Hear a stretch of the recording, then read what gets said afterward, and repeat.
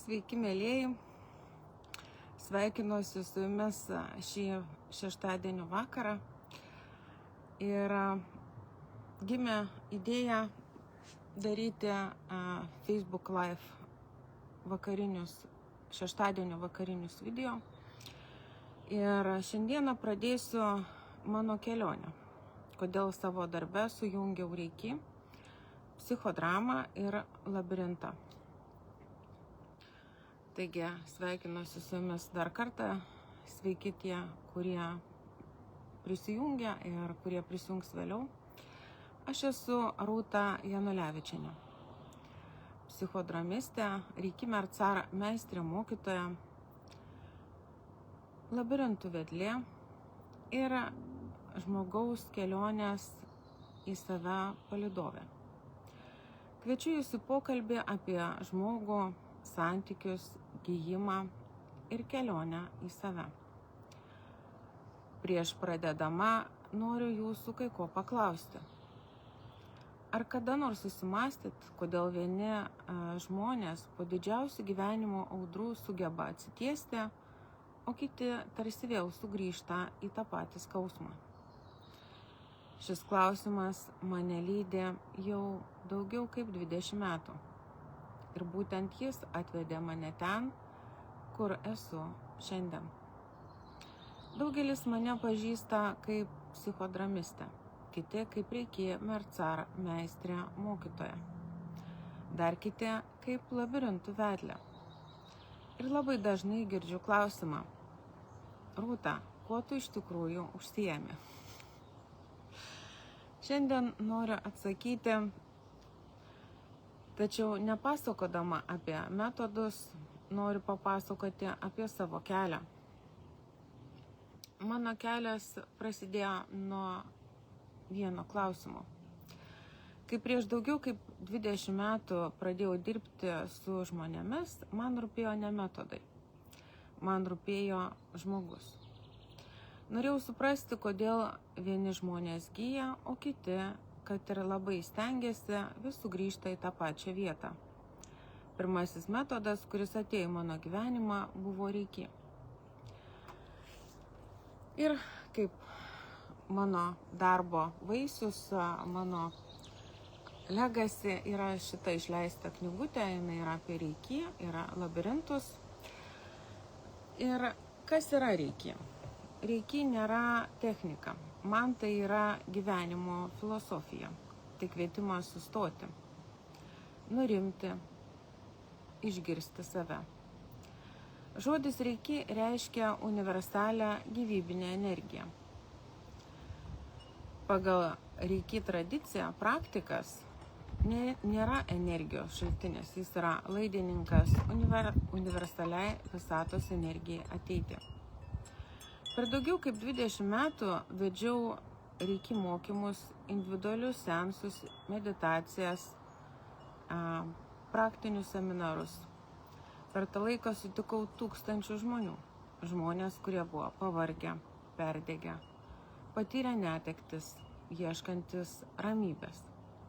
Ir labai dažnai jie sakydavo: pirmą kartą po ilgo laiko jaučiausi ramus. Tai mane labai džiugino.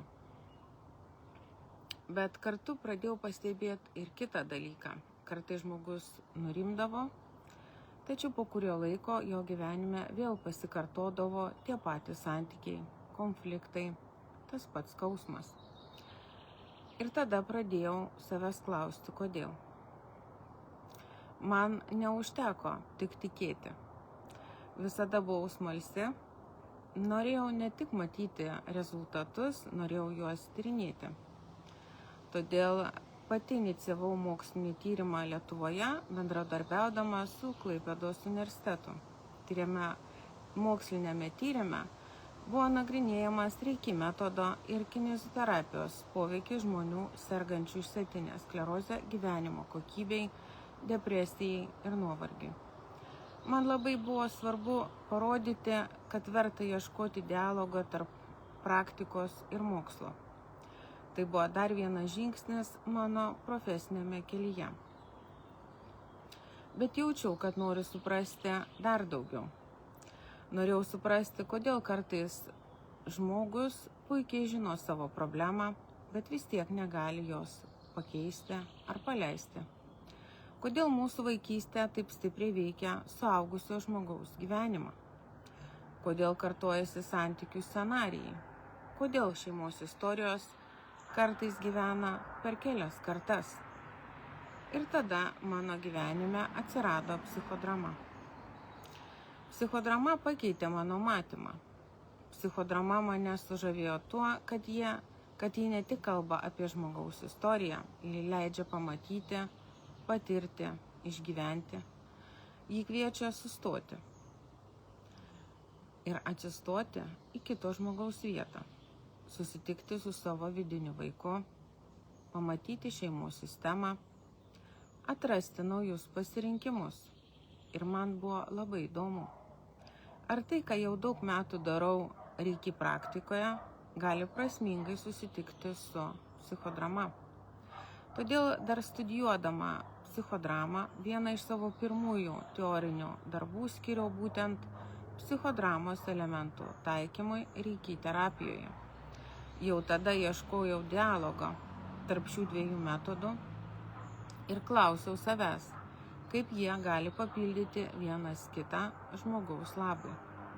Šiandien po tarptautinių psichodramos, psichogenealogijos studijų ir ilgametės praktikos galiu pasakyti, aš neieškojau metodo, aš ieškojau geriausio būdo padėti žmogui. Ir tada mano gyvenime atsirado labirintas. Jis yra ant mano knygos, kurią rodžiau. Aš jį laikau savo rankose. Ir jisai gali būti įvairiausių formų. Jis gali būti kaip kamuoliukas. Jo galima eiti ant popieriaus. Taigi, jeigu šiandien paklaustumėt, kuris simbolis geriausiai apibūdina mano darbą, aš atsakyčiau labirintas. Ne todėl, kad jis yra gražus, o todėl, kad jis labiau panašus į žmogaus gyvenimą. Pasižiūrėkite. Kartais atrodo, kad einame ne tą kryptimį. Taip.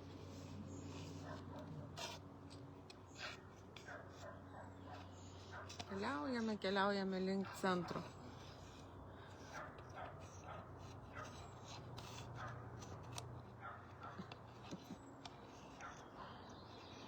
Tai aš čia pasiklysiu ir išeisiu iš labirinto. Aš matau. Taip kaip ir sakau. Kartais atrodo, kad einame tą kryptimį. Arba tolstame nuo savo tikslo. Tačiau vėliau suprantame, jog kiekvienas posūkis buvo reikalingas. Labirintas, ką jisai moka? Jisai moka mus sustoti. Sustoti kelyje. Aš paimsiu. Jeigu mes keliaujame labirintu,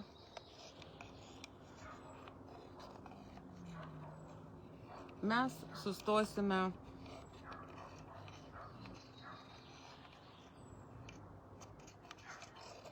centre.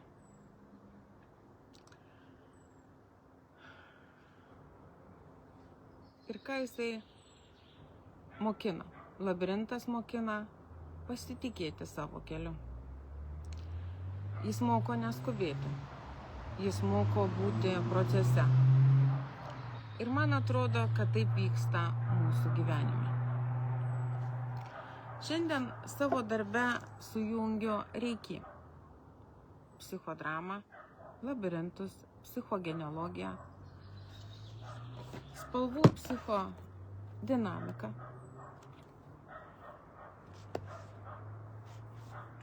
Tačiau iš tikrųjų aš nesujungiu metodų. Aš lydžiu žmogų, todėl šiandien aš nebeklausiu, kokį metodą pasirinkti. Aš klausiu, ko šiam žmogui šiandien labiausiai reikia. Kartais tai bus reiki, kartais tai psichodrama, kartais labirintas, o kartais viskas prasideda nuo paprasto pokalbio. Kuo aš tikiu? Kai šiandien atsigręžiu atgal, matau labai gražią kelionę. Reikia mane išmokė klausytis. Mokslinis tyrimas kelti klausimus. Psichodrama matyti žmogaus istoriją. Psichogenealogija suprasti šeimos šaknis. Labirintas pasitikėti savo keliu. O visa tai šiandien sustinka viename sakinyje. Aš lydžiu žmonės kelionėje į save. Ir šiandien noriu jūs pakviesti į naują mūsų kelionę. Nuo šiol kiekvieną šeštadienio vakarą susitiksime čia, Facebook Live. Kalbėsime apie reiki, psichodramą, labirintus, psichogenealogiją, traumas, santykius, vidinį vaiką. Ir visa tai, kas padeda žmogui gyventi sąmoningiau, ramiau ir autentiškiau. Tai nebus paskaitos, tai bus nuoširdus pokalbiai su jumis.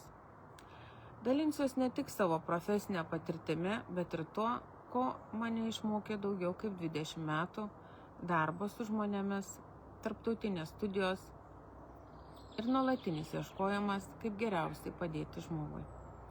Labai norėčiau, kad šie susitikimai taptų mūsų bendra augimo erdve.